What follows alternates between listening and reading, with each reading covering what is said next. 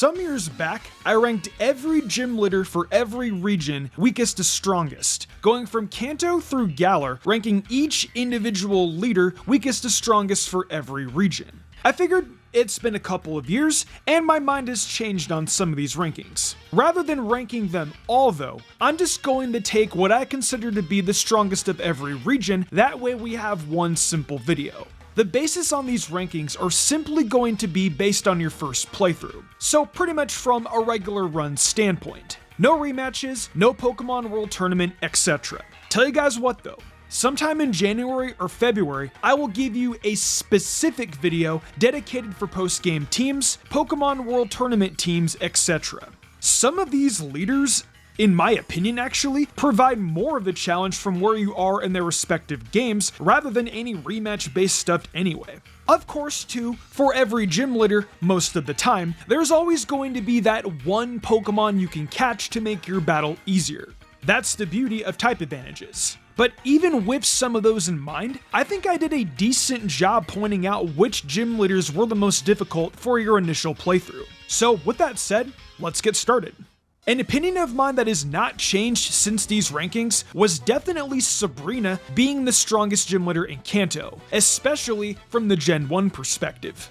Psychic types in Generation 1 were stupidly broken, and Sabrina's Alakazam is a true testament to that. For one, the Psychic type practically has no weaknesses, and even though there are bug type moves that are technically super effective against it, they are very weak. Even though a Pokemon like Jolteon, for example, has Pin Missile, that you would think would be decently effective against Alakazam, 3 hits going up against it would result in a 4-hit KO.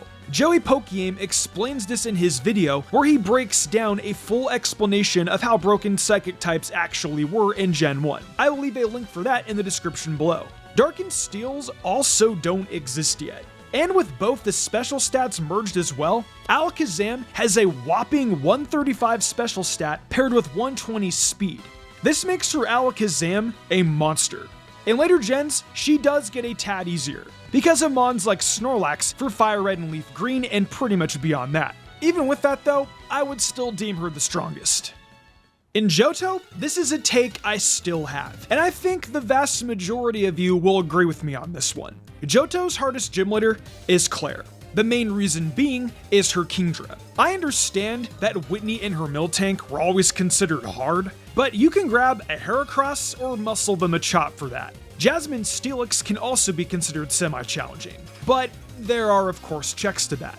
Claire's Kingdra only has one weakness to dragons, and at that point where the player is in their journey, there are very limited dragon types available. You can get a Dratini from the Game Corner from Gold and Silver in their remix, and there's also the option of getting your own Kingdra, but that's trade evolution and not everyone is going to have that option. Also, both her Dragonair have Thunder Wave to paralyze you, and her Kingdra comes equipped with Smokescreen to lower your accuracy and to further potentially make you rage. Claire's Kingdra definitely gave players the thrashing back in the day, myself included. For Hoenn, in my last ranking video I missed out on Pokemon Emerald's cast. Without a doubt, the hardest set of gym leaders in these games are Tate and Liza. Pokemon Emerald's Tate and Liza are actually pain. Oras and Ruby and Sapphire are jokes compared to their Emerald counterparts. In Emerald, their team ensures that you will not be winning with Surf. Claydol and Lunatone carry Light Screen, and Xatu and Solrock are packing Sunny Day. So if you thought Swampert was going to be your hero here with Surf, think again. Also, with Earthquake, yeah, good luck. It won't work, because all these mons have Levitate, and Xatu is of course a flying type. Solar Beam from Solrock in Sunny Day 2 is going to quad weak your Swampert down the size and make you regret even bringing it to this battle. Players come in thinking Surf is going to be your best way to win. Tate and Liza say, hold our sodas. Calm Minds and Ancient Power from these things might be a problem too if they are able to set up. Not to mention Hypnosis from Lunatone and Confuse Ray from Xatu can also result in some annoying problems. Juan's Kingdra with Double Team is annoying, and heck, you could even argue Norman's Slack King and Flannery's team too. But I would say these two twins are pretty dang difficult if you're not prepared, and that's why I deem them the strongest gym leaders in Hoenn. Up at Sinnoh, we got Fantina. Both her Sinnoh teams are actually pretty scary. More so her Diamond and Pearl and BDSP teams, because she has a team filled with Mons that can hit you hard for Ghost Stab while also being pretty fast. Except for her Gengar who has Shadow Claw. I have no idea why she has that, and Gengar is not a physical attacker in Gen 4. The physical special split is here now, folks. In comparison to the other gym leaders, she just seems to be the hardest, because one of the best options against her is using other ghost types. But she also has ghost types, which are super effective against ghost types. The cool thing is though, dark types are your friends here. If you're playing Diamond, you have Murkrow and Stunky. For Diamond and Pearl, you got Drapion.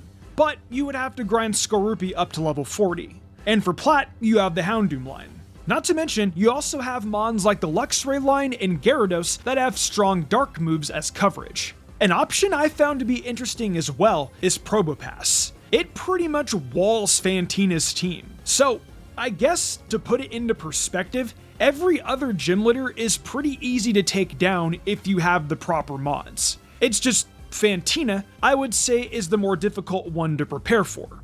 So it's not like the Sinnoh gym leaders are super difficult, it's just Fantina is the most difficult one out of this bunch of 8. For Unova, it was actually difficult for me to pick which gym leader was the most difficult here. Starting off, we got Lenora for Black and White, and Cheren for Black and White 2. Right off the bat, these two trainers easily have fighting types you can get to counter them near their respective cities. Lenora, you can either catch Throw or Sock, or if you chose Pignite, that can also be your ace in the hole. The same also applies to Cheren, where you can start off with Pignite, or you can catch a Riolu from Flockacy Ranch. In the beginning of Black and White 2, having Cheren set up with Workup can be pretty terrifying. And if you don't want to use a fighting type for your team, he can potentially sweep you. Lenora's Watchog, when out on the first turn with Retaliate, can be super deadly as well. Other gym leaders I can mention here are definitely the 3 Chef brothers and Elisa. More specifically, her Pokemon Black and White team. The 3 brothers, if you don't pick up the Elemental Monkey from the Dream Yard, can potentially give the player a beatdown. Elisa's team in Pokemon Black and White has 2 Emolga, which can Volt Switch in and out. Not to mention, they're both immune to ground types. Honestly, all 4 of these gym leaders could hold the title of strongest for Unova, and I don't think there's a right or wrong answer. However, if I had to deem one, I would pick Elisa's Black and White team. Okay, the good old Kalos region. I'll be honest, all these gym leaders are a cakewalk. Aside from one that you can argue a case for. I think Grant is the most difficult. The sole reason why I think Grant is the most difficult is simply due to where the player is in the game and the level curve that goes with it. Viola's ace is level 12, whereas Grant's is level 25. If the player hasn't leveled up enough or a counter type isn't present, it could be bad news. That's pretty much it. If he was a later gym leader without the level curve, I would argue he would be easier. But he can be difficult just because of where he was placed in the game and if you are unprepared. Korrina also has a small case going for her, but I feel she is more easily countered. Other than that, Kalos doesn't have very many hard battles. You just need a Mega Evolution, and the game is a walk in the park. So, Pokemon Sword and Shield are my least favorite set of main series games in the series, and therefore are also my least played. I remember all the gym leaders being pretty easy, but I guess if I had to choose some, I'm gonna go with Raihan, Bee, Opal, and Alistair as contenders. Raihan is 1 because double battles are by default harder for playthroughs because the player usually prepares a singles battle team. Plus, he also mixes doubles with weather conditions, and Duraludon and Turtonator take neutral damage from fairy types. Bee's Hitmontop has counter, and to me, that's enough for at least a mention. Opal can also be somewhat troublesome if you mess up on the questions.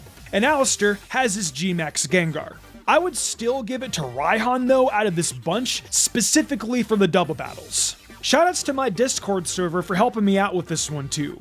One more thing too, I know I should have probably ranked these based on their post-game teams, but if I did that here, I would have to do that for everyone. And I wanted to make this just specifically from a regular playthrough point of view. Like I mentioned in the intro though, sometime in January or February, I will give you all a video specifically dedicated for post-game teams. So look forward to that. My opinion for Paldea's most difficult gym leader hasn't changed, and that's Iono. Most of her team is actually pretty easy, but her Mismagius, see what I did there? Check out that channel by the way.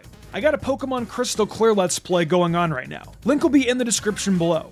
Pokemon Crystal Clear, by the way, is also open world, and the Mons scale to your level for every badge that you have, so definitely consider checking that out. All puns aside, her Electric Terra Mismagius legit has no weaknesses, and to me, that makes Iono difficult in her own right. I gotta give shoutouts to Rhyme though, because like I said with Raihan, most players aren't expecting double battles. Well, that wraps up who I consider to be the strongest gym leader for every region, not counting rematch teams, etc. What'd you guys think? Do you agree with some of these, or do you disagree? Like I said though, sometime in January or February, I will give you a video specifically dedicated for post-game teams, Pokemon World Tournament teams, etc. In my opinion, that's the true way to see how well these gym leaders actually stack up against each other in a true game of strength. Because in this video, it's more based on where you are in the respective game you are playing. Other than that though, I hope you all enjoyed. And with that, I'll see you guys all next time.